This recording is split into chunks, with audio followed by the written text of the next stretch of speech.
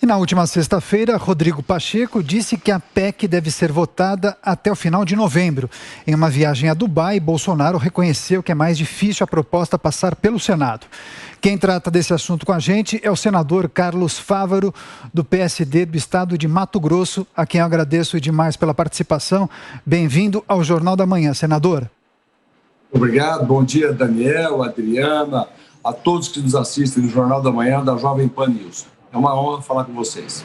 Perfeito, senador. Eu, inclusive, comentei aqui com colegas que o presidente da Câmara Federal, Arthur Lira, demonstrou sua força e também seu poder de articulação, inclusive negociando com partidos que não fazem parte da base governista, para conseguir fazer a aprovação nos 2 turnos na Câmara dos Deputados. Eu gostaria que o senhor nos dissesse exatamente qual é o tamanho do desafio para essa PEC ser aprovada no Senado Federal e se esse avanço também depende da atuação do presidente da Casa, Rodrigo Pacheco, que inclusive é do mesmo partido do senhor. Bom, primeiro dizer da importância, da relevância de nós aprovarmos um projeto que traga a possibilidade do governo atender aos mais de 15, 16 milhões de brasileiros desempregados que passam dificuldades neste momento.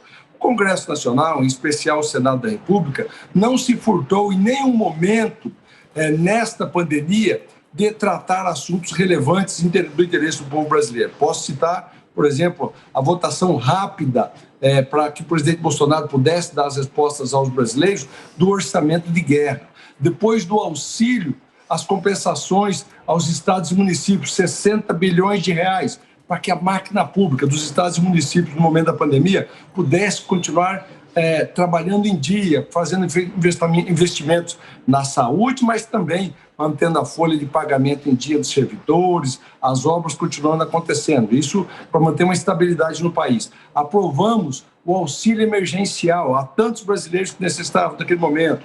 O Pronamp também, outro programa, como tantos outros, que atendiam os brasileiros. Então, portanto, não há dúvida nenhuma, se o presidente Rodrigo Pacheco já deixou claro da importância de aprovarmos esta PEC do teto de gastos, que nós possamos discutir qual será a melhor maneira de enfrentarmos esta crise, criar um programa social que atenda esses brasileiros. Agora, me parece que não é coerente aprovarmos o texto da forma como que veio da Câmara dos Deputados. Veja bem, nós precisamos de aproximadamente 30 bilhões de reais para criar esse programa social, o Auxílio Brasil, que é relevante, como já disse. Mas agora, os precatórios que serão deixados de pagar, a quebra de confiança no mercado, para 110 bilhões de reais, há um efeito colateral muito grande, porque nós precisamos de 30, estamos fazendo algo que vai disponibilizar 110 bilhões de reais, dando um calote nos precatórios, quebrando o teto de gastos, o efeito colateral será a alta do dólar, gerar inflação, e quem vai pagar isso é exatamente esses brasileiros mais humildes que estão precisando do auxílio emergencial e será essa renda corroída pela inflação. Portanto, o Senado Federal vai sim debater esse tema na CCJ e no plenário o mais rápido possível. Teremos sugestões a fazer, aprovaremos um texto mais equilibrado, tenho certeza disso, e entregar essa política pública ao governo federal para fazer para os brasileiros.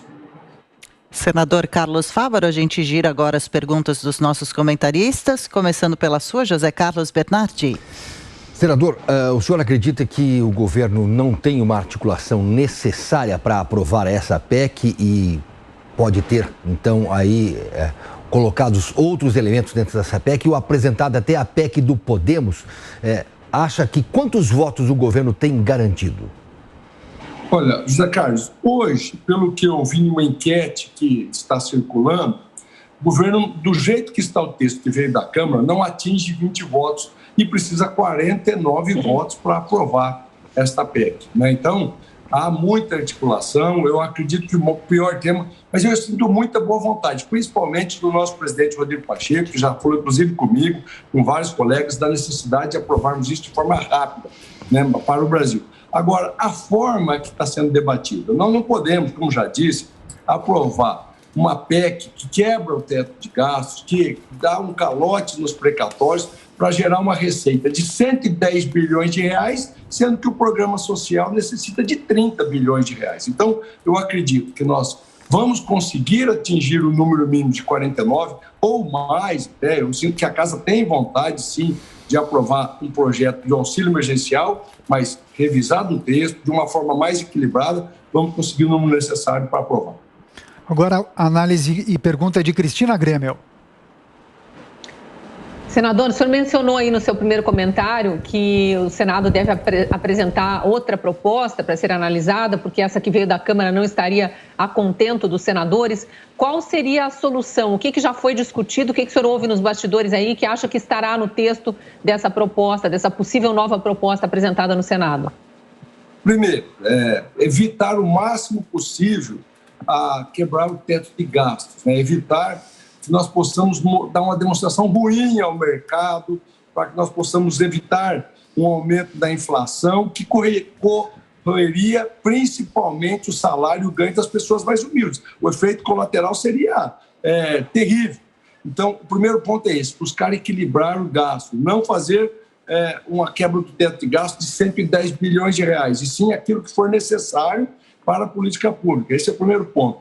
A forma disso, eu entendo que é cortando despesa, todos, o parlamento fazendo a sua parte, o governo federal também, para que nós possamos viabilizar esses recursos sem gerar inflação, sem gerar efeito colateral para os brasileiros que não suportam mais essa carestia que está no país. Sua vez é Maria Trindade. Pois é, senador, pelo que eu entendi nas conversas aqui, é que o Senado vai aprovar essa emenda, né? E com modificações, como o senhor indica aí, o que o senhor pensa de modificar. E o tempo, senador? O senhor acha que essa negociação pode ser rápida?